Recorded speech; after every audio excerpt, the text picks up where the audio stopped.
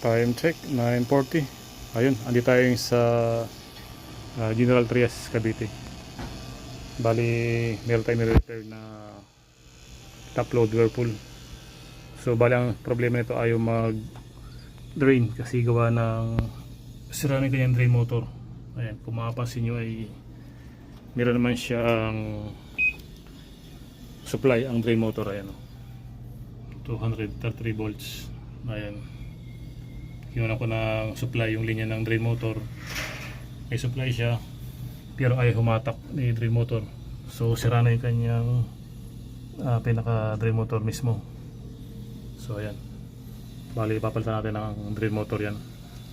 So okay guys, so nandito tayo sa General Trias, Cavite. Ayan yung gate nya.